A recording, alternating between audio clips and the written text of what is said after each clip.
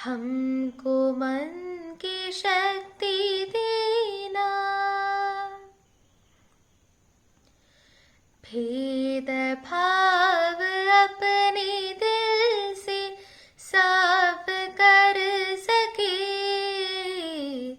दोस्तों से भूल हो तो माफ कर सके, झूठ से बचे रहे सच का दम भरे, दूसरों के जैसे पहले खुद को जय करे, हमको मन की शक्ति देना, मन विजय करे, दूसरों के जैसे पहले खुद को जय करे, हमको मन की शक्ति देना।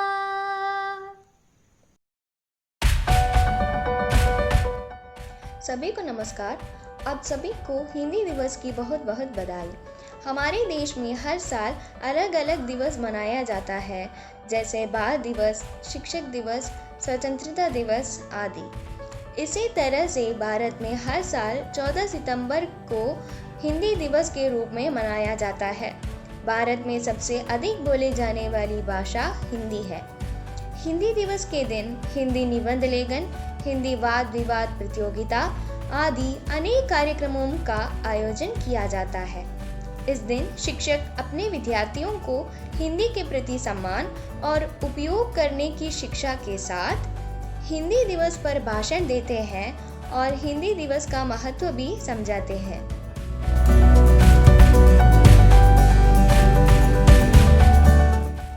हम सबका अभिमान है हिंदी और भारत देश की शान है हिंदी।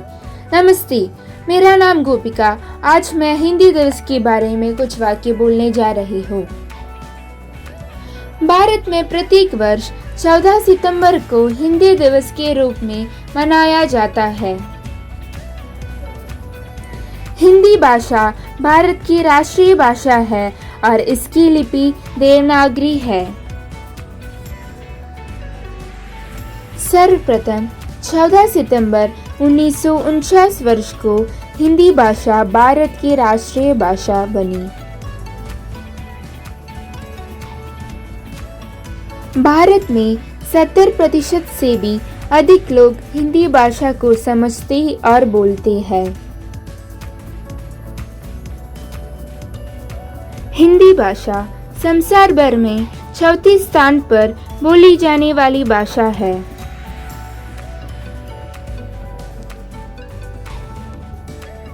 हमारी भाषा हमारे देश की संस्कृति और संस्कारों का प्रतिबिंब है।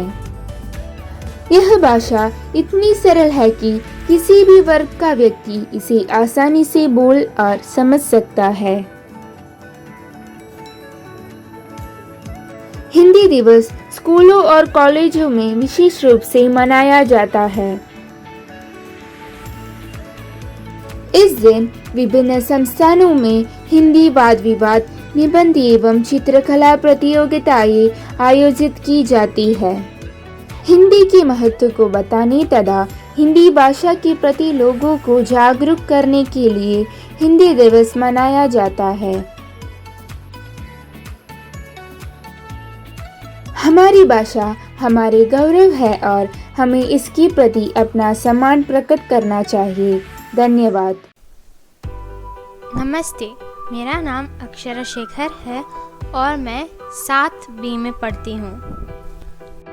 आज मैं हिंदी के महत्व आदि चीज़ों के बारे में बताने वाली हूँ। हिंदी भारत में सबसे ज़्यादा उपयोग किए जाने वाले भाषाओं में से एक है।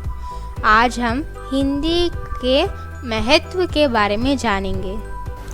हिंदी सिर्फ एक भाषा ही नहीं बल्कि हिंदी के द्वारा भारत के लोग एक दूसरे से काफ़ी अच्छी तरह से जुड़ सकते हैं और देश की तरक्की को एक नई ऊंचाई तक ले जा सकते हैं।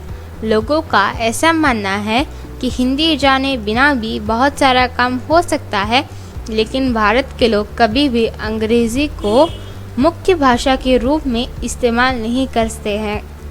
अंग्रेज़ी भारत में अंग्रेज़ों के द्वारा लाई गई है और अंग्रेज़ी कभी भी भारत के लोगों को अच्छी तरह से समझ में नहीं आता है। हिंदी का विकास भारत में सदियों पहले हो चुका था और यह भाषा भारत के जनमन में काफ़ी पैठ बन चुका है। भारत के लोग बचपन से ही इस भाषा का इस्तेमाल करते हैं। हिंदी इतना सरल भाषा है कि इसका इस्तेमाल करना बहुत आसान है। इस भाषा का ग्रामर भी काफ़ी आसान होता है और इसका इस्तेमाल आसानी से किया जा सकता है। एक भाषा को सीखने के लिए बहुत ज़्यादा किताबों का ज़रूरत पड़ता है, मगर हिंदी भाषा बहुत आसान होता है पढ़ने के लिए। भारत में कई सारी भाषाओं का प्रयोग किया जाता है, जैसे मलयालम, तमिल, कन्नड़ा, मराठी, बिहारी, गुजराती, तेलुगु, हिंदी, पंजाबी, कश्मीरी, बंगाली आदि भाषाओं का प्रयोग किया जाता है। संस्कृत भाषा। संस्कृत भाषा को 3 भेदों में बांटा गया था। उनमें से एक भेद था शौरसेनी। शौरसेनी पश्चिम दिशा की जगहों पर इस्तेमाल किए जाने वाले भाषा था। शौरसेनी को अलग अलग भाषाओं में फिर से बांटा गया था। उनमें से एक भाषा था पश्चिम हिंदी। पश्चिम हिंदी को हिंदी या उर्दू, कन्नौजी और हरियाणवी भाषा में बांटा गया था। यानी हिंदी भाषा का जननी या हिंदी भाषा जिससे आई है वो भाषा है संस्कृत। मैं इस हिंदी दिवस में हिंदी के बारे में कुछ रोचक तथ्य बताने जा रहा हूँ। पहला तथ्य, 14 सितंबर 1949 को संविधान सभा ने एक वोट की यह निर्णय लिया है कि हिंदी ही भारत की राज्यभाषा होगी। दूसरा तथ्य, हिंदी भाषा की इतिहास पर पहली साहित्य की रचना एक भारतीय ने नहीं बल्कि फ्रांसीसी लेखक क्रासिंद तैसीस ने की थी।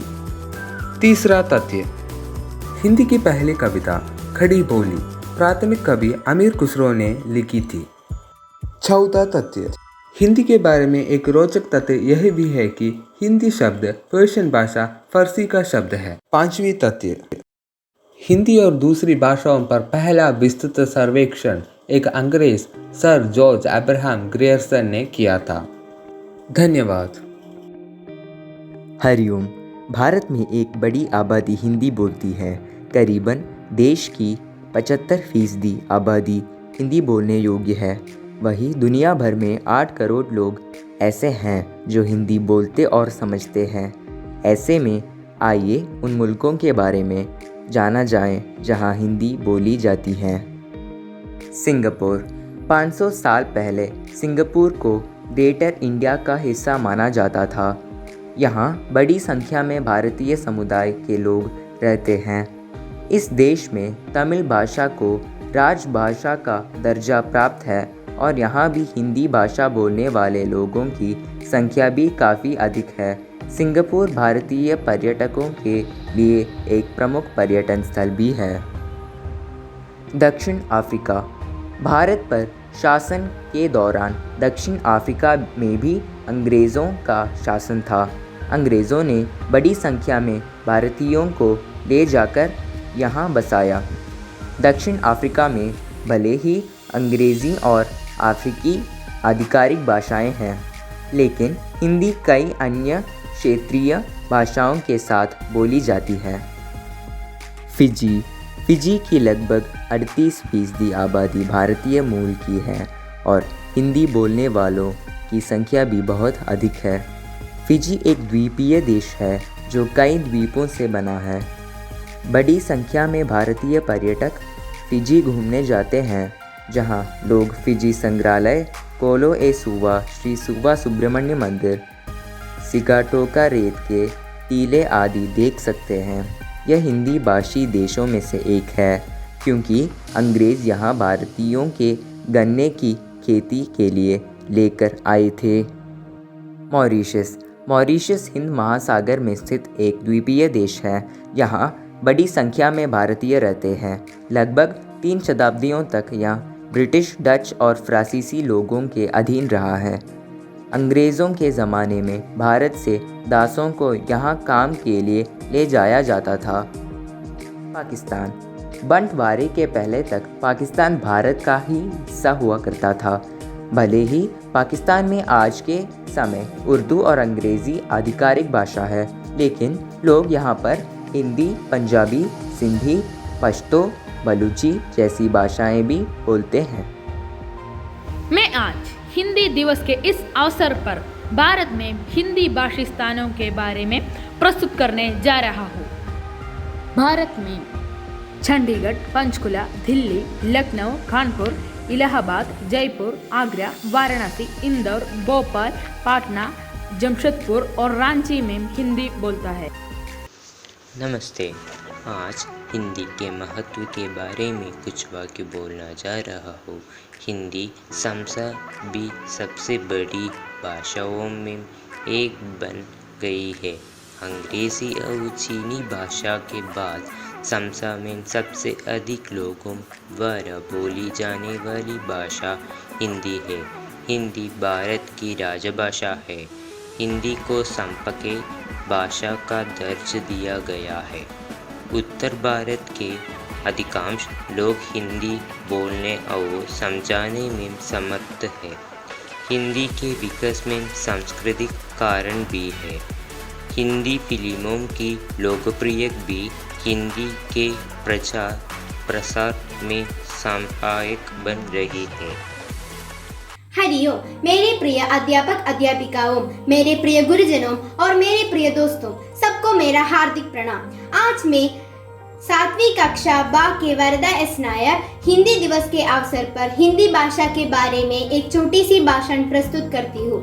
भारत एक स्वतंत्र राष्ट्र है और यहाँ बहुत सारे धर्म, भाषा, वेश तथा अनुष्ठान अपनाने वाले बहुत सारे लोग वास करते हैं। इनमें आम जनता की भाषा के रूप में हम हिंदी भाषा को मानते हैं, क्योंकि हिंदी भाषा एक सरल भाषा है जो सब लोगों की समझ में आसानी से आते हैं। इसीलिए हिंदी भाषा को राष्ट्रभाषा के रूप में अपनाया गया है। हमारे संविधान में हिंदी को सर्वश्रेष्ठ स्थान दिया गया है।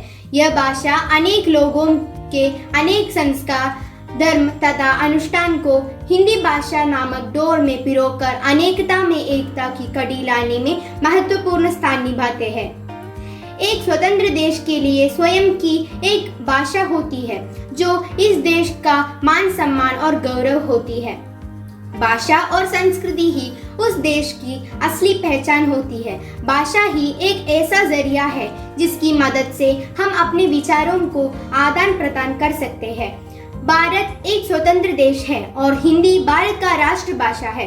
हिंदी को 14 सितंबर 1949 को भारत की राष्ट्रीय भाषा के रूप में अपनाया गया। तब से हिंदी भाषा को एक उच्च दर्जा प्राप्त हुआ और इसी उपलक्ष्य में हम प्रत्येक वर्ष 14 सितंबर को हिंदी दिवस मनाते हैं। हिंदी एक ऐसी भाषा है जो सभी धर्मों के लोगों को जोड़े रखने का काम करती है। यह सिर्फ एक भाषा की काम नहीं करती, यह एक देश की संस्कृति, वेशभूषा, रहन सहन, पहचान आदि है। हिंदी भाषा को देश भाषा संस्कृत का सरलतम रूप कहा जा सकता है। इसकी लिपि देवनागरी लिपि है। हिंदी भाषा की वर्णमाला में स्वर और व्यंजन दूसरी भाषाओं की वर्णमालाओं की तुलना में व्यवस्थित है। हिंदी भाषा के वर्ण हम जो भी बोलते हैं उन्हें आसानी से लिख भी सकते हैं, जबकि दूसरी भाषाओं में ऐसी नहीं होता है। हिंदी भाषा के शब्दकोश में मौजूद शब्द हर काम के लिए अलग अलग है और ये शब्द बढ़ ही रहे हैं। सोशल मीडिया पर हिंदी का प्रयोग हमेशा बढ़ता ही जा रहा है, इसलिए सभी बड़ी बड़ी सोशल मीडिया वेबसाइट ने हिंदी को महत्व देना शुरू कर दिया है। हिंदी भाषा के प्रति हमारा सभी का यह था कि हमें हिंदी के विस्तार के लिए हर संभव प्रयास करना चाहिए। हमें इसका भरपूर सम्मान करना चाहिए। यह भाषा सभी धर्मों को जोड़े रखने का काम करती है। सभी को यह समझाना चाहिए कि हिंदी का प्रयोग करना हीनता का प्रतीक नहीं, बल्कि यह हमारा गौरव है। धन्यवाद।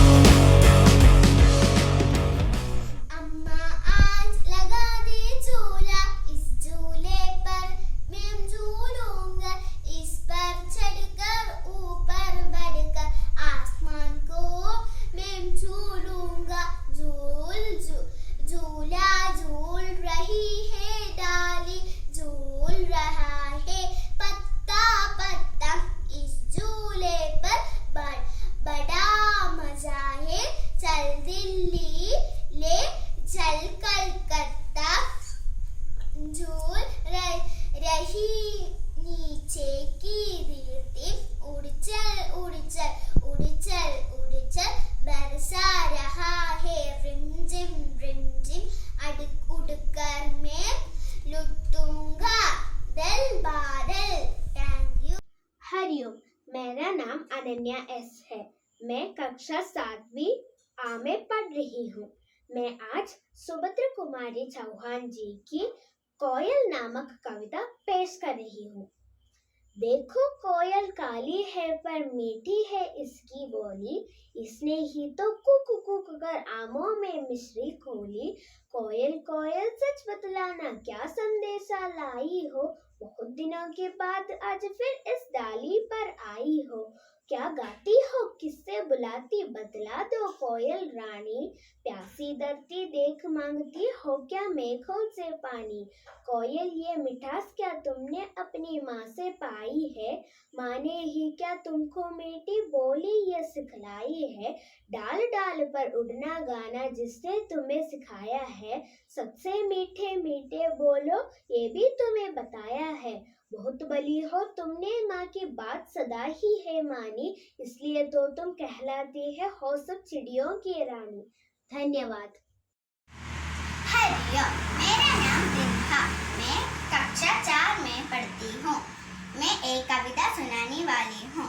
मेरा भारत मेरी शान, मेरा भारत मेरी जान, तिरंगा जिसकी पहचान है उसको मेरी सलाम है। भारत इसका नाम है, देश है दे बलिदानों का, देश है वीर जवानों का। इस देश की रक्षा हम करेंगे, किसी भी दुश्मनों से नहीं डरेंगे। मेरा भारत मेरी शान, मेरा भारत मेरी जान, तिरंगा जिसकी पहचान है उसको मेरी सलाम है। भारत इसका नाम है, देश है दे बलिदानों का, देश है वीर जवानों का। इस देश की रक्षा हम करेंगे, किसी भी दुश्मनों से नहीं डरेंगे। मेरा भारत मेरी शान, मेरा भारत मेरी जान। जय हिंद। समय, सूरज सदा समय से आता और समय से जाता, चंदा सदा समय से आता और समय से जाता, तारे सदा समय से आते और समय से जाते, सारी दुनिया का चक्कर ये प्रतिदिन एक लगाते। हे पावन समय के पल भर देर नहीं करते, ठीक समय से सोते हैं ये ठीक समय से है जगते। अगर समय की पाबंदी हम इनसे सीख कही जाए, तो फिर हम भी सूरज चाँद सितारों जैसे बन जाए।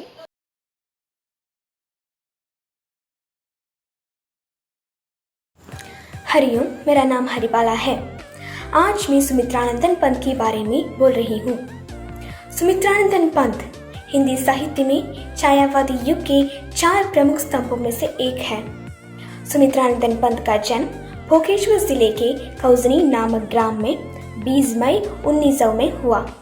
जन्म के 6 घंटों बाद ही उनकी मां निधन हो गया। उनका लालन पालन उनकी दादी ने किया। उनका नाम गुजाइदत रख लिया। वह गंगाधर पंत की 8वीं संतान थे। 1910 में शिक्षा प्राप्त करने के लिए गवर्नमेंट हाई स्कूल अल्मोड़ा पर गए।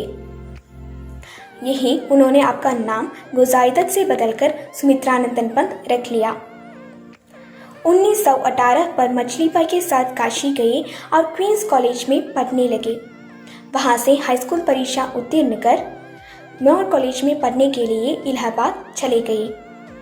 1921 में असहयोग आंदोलन के दौरान महात्मा गांधी के भारतीयों से अंग्रेजी विद्यालयों, महाविद्यालयों, न्यायालयों एवं अन्य सरकारी कार्यालयों का बहिष्कार करने के आह्वान पर उन्होंने महाविद्यालय छोड़ दिया और घर पर ही हिंदी, संस्कृत, बंगला और अंग्रेजी भाषा साहित्य का अध्ययन करने लगे। इलाहाबाद में ही उनकी काव्य चेतना का विकास हुआ। निसर्ग के उपादानों का प्रतिबिंब के रूप में प्रयोग करने उनकी काव्य का विशेषता रही। धन्यवाद। नमस्ते दोस्तों, मैं मेधा एस क्लास 7B से हिंदी दिवस की तौर पर मैं एक लेखक के बारे में बात करने वाली हूँ। उससे पहले हर किसी को हिंदी दिवस का हार्दिक शुभकामनाएं। हिंदी दिवस क्या है? हिंदी दिवस प्रत्येक वर्ष 14 सितंबर को मनाया जाता है। 14 सितंबर 1949 को संविधान सभा ने ये निर्णय किया कि हिंदी भी केंद्र सरकार की आधारिक भाषा होगी। अब मैं एक लेखक के बारे में बात करने वाली हूँ। अक्टूबर 10, 1906 को R.K. नारायण का जन्म हुआ था। उनका पूरा नाम रासीपुरम कृष्ण स्वामी अय्यर नारायण स्वामी था। नारायण अंग्रेजी साहित्य के भारतीय लेखकों में 3 सबसे महान्यास उपन्यासकारों में गिना जाता है। उनके द्वारा रचित एक उपन्यास गाइड के लिए उन्हें सन 1960 में साहित्य अकादमी पुरस्कार से सम्मानित किया गया। उन्होंने एक काल्पनिक शहर मालगुडी को आधार बनाकर अपनी अनेक रचनाएं की हैं। उनका पहला उपन्यास जो है स्वामी और उसके दोस्त या स्वामी एंड फ्रेंड्स 1935 में प्रकाशित हुआ था। वास्तुत नारायण की रचनात्मक के 3 स्तर हैं। उनके रचनात्मक श्रेष्ठ का स्वर्ण युग भारतीय स्वतंत्र के बाद आया। एक कहानीकार के रूप में नारायण का प्रमुख स्वर कोमल व्यंग्य क्या है? व्यंग्य विपर्यय द्वारा लेखक मानवीय मनोविज्ञान का प्रकाश डालते हैं। धन्यवाद। आदरणीय गुरुजनों, मेरे प्यारे मित्रों, सबको मेरा प्रणाम। मेरा नाम अक्षय कृष्णा है। मैं APJ अब्दुल कलाम के बारे में कुछ बताने चाहते हो। डॉक्टर APJ अब्दुल कलाम, जिन्हें मिसाइल मैन ऑफ इंडिया का नाम से भी जाना जाता है, उनका जन्म 15 अक्टूबर 1931 को तमिलनाडु के रामेश्वरम में हुआ था। डॉक्टर कलाम का जीवन कोई लोगों के लिए विशेष रूप से छात्रों के लिए प्रेरणादायक है। डॉक्टर कलाम एक भारतीय वैज्ञानिक और उदार राजनेता थे। Thank you.